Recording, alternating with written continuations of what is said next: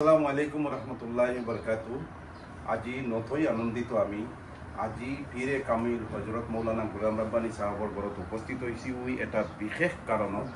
আজি আমার ঘোষিত হওয়া নিট সর্বভারতীয় নিট পরীক্ষাত গোলাম রব্বানী সাহাবর নাতি শহীদ রব্বানী সাহাবর প্রথম পুত্র আখতার রব্বানীয়ে আজি সুক্ষেত্রে আমি গ্রাম্য অঞ্চলত ভিতর অঞ্চলের পর আজি আমার সুক্ষেত্রে উত্তীর্ণ হয়েছে।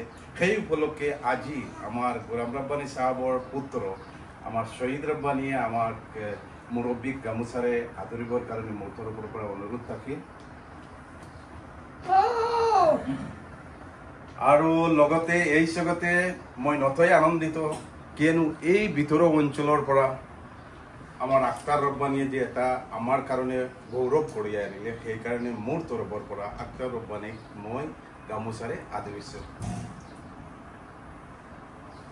এই জগতে মই এখাৰ ইন্টাৰভিউ লব বিচাৰো। আখতাৰ, তোমাৰ কেনেকুৱা লাগিছে আজি পৰীক্ষাত উত্তীৰ্ণ হয়? তো আনন্দিত হয়েছো এক্সামটো দি, মানে এক্সামৰ ৰিজাল্ট শুনি বহুত দিনৰ আশা আছিল আৰু বহুত হাৰ্ড ৱৰ্ক কৰিছোঁ। আলহামদুলিল্লাহ আল্লাহে ফল দিছে মোক।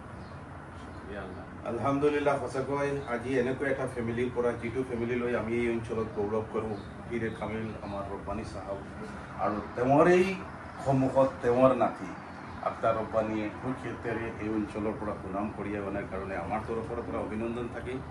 আৰু আপোনালোকে যোনে য'ৰ পৰা চাই আছে বা চাব বেছিকৈ লাইক আৰু শ্বেয়াৰ কৰিব।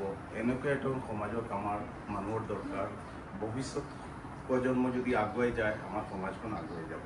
এই জগতে মই আখতাৰ ৰব্বানীৰ দেউতাকক দুআষাৰ ক'বলৈ কৈছোঁ আমাৰ শহীদ ৰব্বানী চাহাবক। কেনেকুৱা লাগিছে আজি আপোনাৰ? আজি মোৰ ল'ৰাটোৱে সৰ্বভাৰতীয় নিট পৰীক্ষাত উত্তীৰ্ণ হোৱাত মই নতুন আনন্দিত হৈছোঁ আৰু আশা ৰাখিছোঁ মোৰ ল'ৰাটো ভৱিষ্যতে ডক্টৰ হৈ দুখীয়া মানুহৰ সেৱা কৰিব। এইটো মই আশা ৰাখিছোঁ আৰু ল'ৰাটোক উপদেশো দিছোঁ আৰু আগলৈ দি থাকিম। আৰু সকলোৰ দোৱা আশীৰ্বাদত আজি মোৰ ল'ৰাটো পাছ কৰিছে আৰু ভৱিষ্যততো দোৱা কৰিবলৈ আশা ৰাখিছোঁ। Thank you. আৰু আপোনালোকৰ দোৱা আশীৰ্বাদৰ কামনাৰে আমি ইয়াতেই সমাপ্ত কৰিলোঁ। জয় হিন্দ, জয় ভাৰত।